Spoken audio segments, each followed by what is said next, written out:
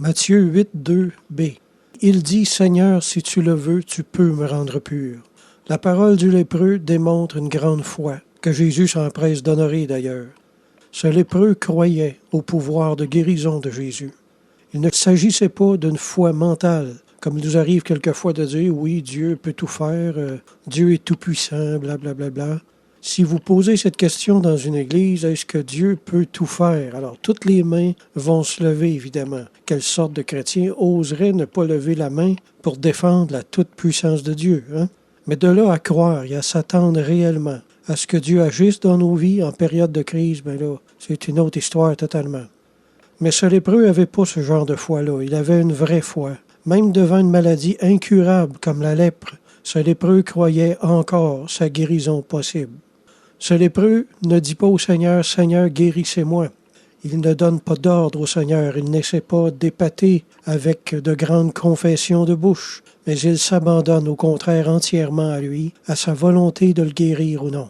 Ce qui ne va pas aujourd'hui avec la doctrine de la confession de la bouche, une confession de foi qui vient de la bouche et non d'un élan spontané du cœur, n'est pas une vraie confession de foi, c'est une confession de bouche. À nulle part dans les Écritures, on nous dit qu'on peut être guéri par la foi de la bouche. Par une foi qui vient du cœur, oui, mais la foi de la bouche, non. Je crois, moi, personnellement, à la doctrine de la confession de foi, mais je ne confesserai jamais des choses qui ne procèdent pas directement de mon cœur.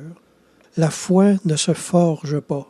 Elle est donnée par le Seigneur au cœur qui la demande en priant, qui s'ouvre, qui y aspire en attendant patiemment le mouvement de l'eau, dirais-je, c'est-à-dire la confirmation par le Saint-Esprit que la guérison est nôtre. Notre foi se mesure par les paroles qui sortent de notre bouche de façon spontanée, je le souligne. Ce genre de paroles émerge du cœur et reflète notre vraie foi. Quand Jésus voit cette sorte de foi, il arrive qu'il étende la main pour nous. Saint Jean Chrysostome a écrit, lorsque le lépreux dit à Jésus, « Si tu le veux », ce n'est pas qu'il doute que la volonté du Sauveur ne soit disposée à toutes sortes de bonnes œuvres, mais comme la santé du corps n'est pas utile à tous, il ne savait pas si la guérison lui serait avantageuse. Il lui dit donc, « Si tu le veux ». C'est-à-dire, je crois que vous ne pouvez vouloir que ce qui est bon, mais j'ignore si ce que je demande l'est également. Amen.